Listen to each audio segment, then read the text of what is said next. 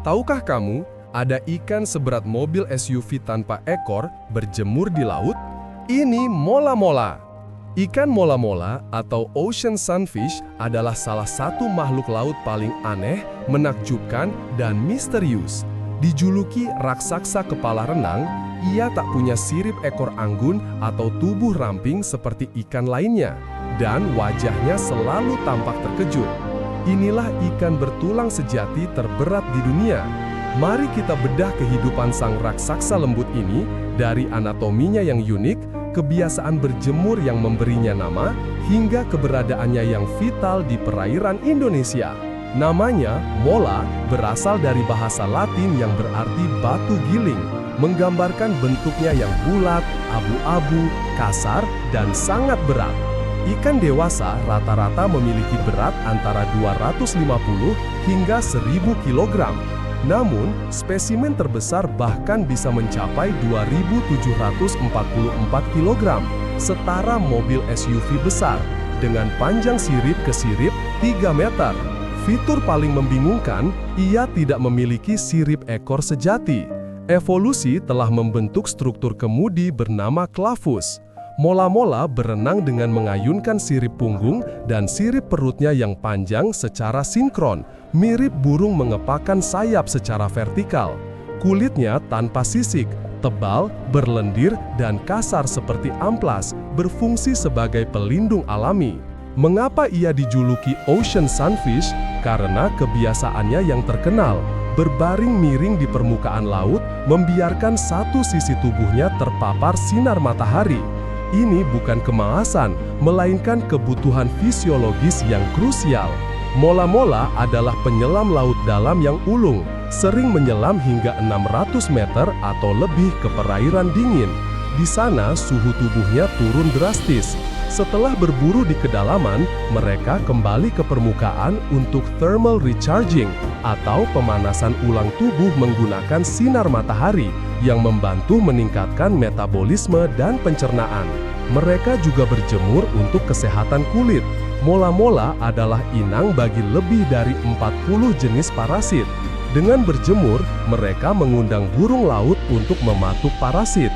Di dalam air, terutama di terumbu karang seperti Nusa Penida Bali, mereka mendekati stasiun pembersihan, di mana ikan-ikan kecil akan memakan parasit dari tubuh mereka. Bagaimana ikan seberat mobil bisa tumbuh hanya dengan memakan ubur-ubur? Ini adalah salah satu paradoks terbesar mola-mola. Makanan utamanya adalah zooplankton gelatin, terutama ubur-ubur yang 95%-nya air dan sangat rendah kalori. Untuk mempertahankan ukuran masifnya, mola-mola harus mengonsumsi dalam jumlah fenomenal. Mereka adalah mesin makan yang efisien, terus menyedot ubur-ubur dengan mulut kecilnya yang berbentuk paruh. Mereka juga memakan cumi-cumi kecil, krustasea, dan larva ikan, menjadikannya pengendali penting populasi ubur-ubur di ekosistem laut.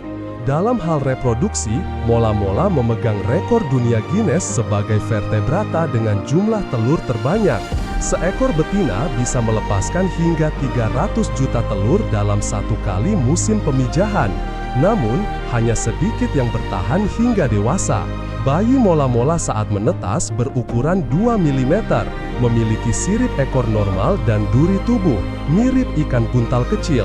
Mereka tumbuh jutaan kali lipat dari ukuran aslinya, salah satu laju pertumbuhan paling ekstrim di dunia.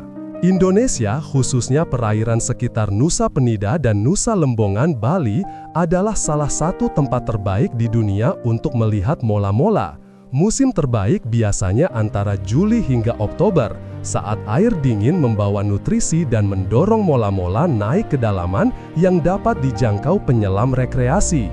Mola-mola adalah aset pariwisata bernilai miliaran rupiah. Interaksi penyelam kini diatur ketat untuk melindungi mereka. Meskipun tubuhnya besar, mola-mola adalah makhluk yang rentan. Predator alaminya meliputi orka, hiu putih, dan anjing laut. Namun, ancaman terbesar datang dari manusia. Sampah plastik adalah bahaya utama, karena mola-mola sering salah mengira kantong plastik transparan sebagai ubur-ubur, menyebabkan penyumbatan pencernaan dan kematian. Mereka juga sering tersangkut secara tidak sengaja di jaring ikan atau pancing yang ditujukan spesies lainnya. Kebiasaan berjemur di permukaan juga membuat mereka rentan tertabrak kapal. Mola-mola lebih dari sekedar tontonan aneh. Mereka adalah indikator kesehatan lautan. Sebagai pemangsa ubur-ubur dalam jumlah besar, mereka menjaga keseimbangan rantai makanan. Tanpa mereka, ledakan populasi ubur-ubur bisa merusak ekosistem laut. Melindungi mola-mola berarti melindungi lautan dari polusi plastik dan praktik penangkapan ikan yang tidak berkelanjutan. Mereka adalah keajaiban biologis yang harus kita jaga.